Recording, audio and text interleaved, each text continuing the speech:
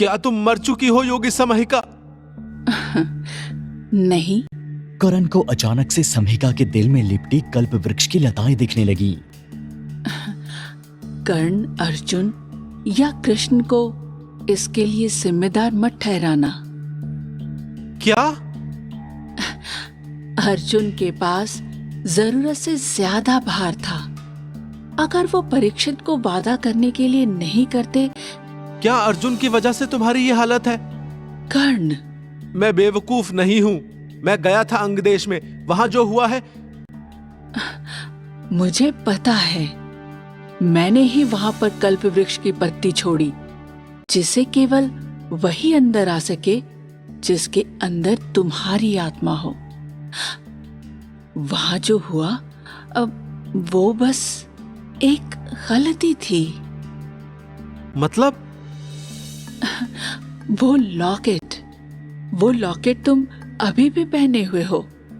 तुम्हें पता है, तुम्हारा शरीर और आत्मा वो कलयुग के लिए बस एक खिलौना बनने वाली थी, लेकिन उसे उनको वापस करना पड़ा। करण चुप हो गया। उसके लिए ये कुछ भी समझना मुश्किल हो रहा था। मुझे पूरे तरीके से नहीं पता कि कृष्ण ने अर्जुन से क्या कहा, कि उन्होंने कलयुग से वादा किया, लेकिन उसी वादे की वजह से दुनिया अभी तक बची हुई है, और उसी में शामिल था कि तुम्हारी आत्मा और शरीर को वापस किया जाए। करण चुप था और फिर समहिका ने कुछ ऐसा बताया कि करण की आंखें फट गई। तुम्हारी माँ राधा का बनाया वो लॉकेट, वो मैंने तुम्हारी आत्मा उस लॉकेट में रख दी थी। करण की आंखों में से एक बार फिर आंसू गिरने लगे। तुम्हारी मौत इस तरह हुई कि वो बीच में अटकी थी। ये बात कृष्ण को पता थी। द्वापर युग का अंत हो रहा था और कलयुग अपनी ताकत दूर इकट्ठा कर रहा था। किसी तरीके से उसने तुम्हारी आत्मा को कब्जे में कर लिया था। हम सब इस बात से परेशान थे। फिर कृष्ण ने हमसे कहा था कि आगे एक दिन आएगा जब परीक्षित का सामना कलयुग से होगा, और तब। और अर्जुन, उसकी आत्मा? कहने को तो कहानी के हिसाब से सबको स्वर्ग मिल गया, लेकिन ऐसा नहीं था। मैं इस लॉकेट को हमेशा अपने पास रखती थी। फिर अचानक से एक दिन मुझे कुछ दिखा। मैं जब तुम्हारे ताबूत के पास पहुंची तो अर्जुन वहां थे, सशरीर। और फिर उन्होंने मुझसे वो ले लिया। इसके बाद मेरे ऊपर हमला कर दिया, लेकिन अर्जुन तो मर चुके थे। फिर वहां कैसे थे? यानी अर्जुन लॉकेट लेकर गायब हो गया? शायद। अर्जुन, तुम उस पर गुस्सा मत करो। अगर तुम यहां हो तो इसका मतलब अर्जुन ने तुम्हारी आत्मा को रिहा कर दिया है। तुम्हें क्या लगता है? मुझे लगता है जिसने मुझ पर हमला करके वो लॉकेट छीना वो अर्जुन के भेष में कोई और था। लेकिन एक बात समझ नहीं आती, अर्जुन अगर तुम्हें वापस लाएंगे तो अपने वंशज की तरह क्यों? दोबारा मेरी बलि देने के लिए? पता नहीं। अभी ठीक इससे पहले मुझे कुछ दिखा जो यहां पहले हुआ। काल राक्षस। रजाक, उसने मुझे ढूंढ लिया था, खास उस मौके पर जब मेरी ताकत सबसे कम थी। उसने एल्फ के राज्य का कवच भी तोड़ दिया। हुआ क्या था? तुमने देखा तो है। उसकी आग से हम सबको नुकसान पहुंचा है।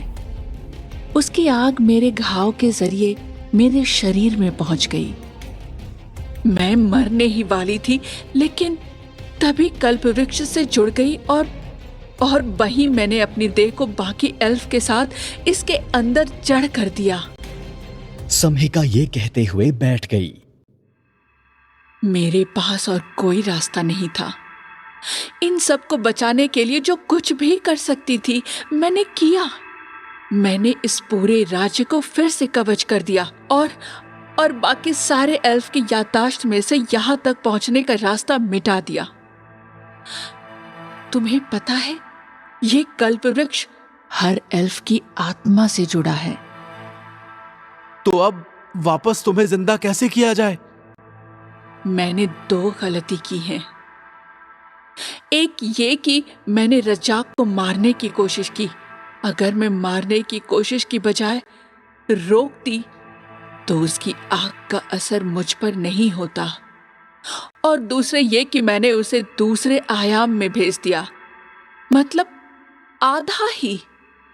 अगर वो पूरा चला गया होता तो उसका असर इतने सालों तक नहीं रहता। मेरी हालत देखकर लगता है वो आयाम के बीच में कहीं फंसा है। मतलब अगर हम रजाक को मार दें तो तुम ठीक हो जाओगी, और ये कल्प वृक्ष भी? शायद। कहाँ मिलेगा वो? तुम उसका सामना नहीं कर सकते। मालूम है, लेकिन थोड़ी ताकत इकट्ठा कर मैं जा सकता हूं।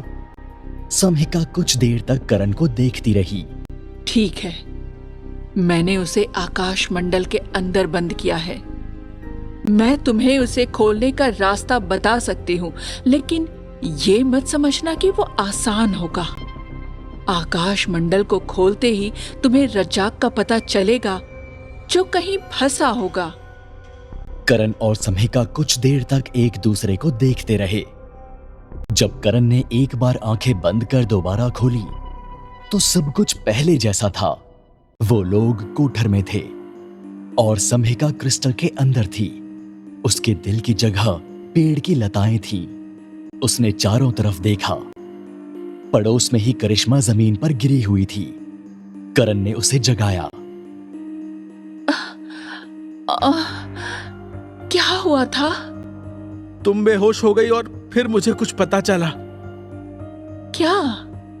योगी सम्हिका और इस कल्प वृक्ष को बचाने का एक रास्ता है, काल राक्षस रजाक को मारना। ओह, वो तो लाल टावर के पास है। नहीं, एक गुत्थी ये भी है कि असली काल राक्षस रजाक किसी दूसरे आयाम में फंसा है। यानी जो लाल टावर के पास है वो ढोंगी है। हाँ? काल दानवों की रानी निम्रोद और रजाक एक दूसरे के पूरक हैं। उनका सामना कोई नहीं कर पाता है। लेकिन निम्रोद सामने से वार नहीं करती। क्या इसीलिए कि असली रजाक है नहीं, और वो माहेश्वरी के खून से ये करवाना चाह रही हो, तभी प्रथम के साथ? वो लोग काल महल में रहते हैं और इस पर सीधे हमला नहीं कर सकते। करण कुछ देर सोचने लगा। ठीक है, पहले हमें बचे हुए एल्फ को बनारस में माहेश्वरी के महल के पास वाले जंगलों में सुरक्षित ले चलना होगा। फिर मैं आकाश मंडल की विद्या सीखने जाऊंगा, जिससे असली रजाक को खत्म किया जा सके। करण और करिश्मा को वापस सिंघा के गांव पहुंचने में दिक्कत नहीं हुई। गांव के बाहर ही करिश्मा अचानक से रुक गई। रुक जाओ करण। क्या हुआ? देखो योगिक शक्ति जो गांव का कवच थी, उसमें कुछ गड़बड़ है।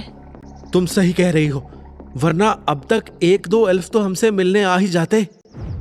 करण और करिश्मा के चेहरे पर चिंता उभर आई। अंदर सिंघा के सिर से खून बह रहा था। एक बड़ा सा हाथ उसकी गर्दन के चारों तरफ लिपटा हुआ था और एक ही पल में सिंघा की सांसें रुकने वाली थी।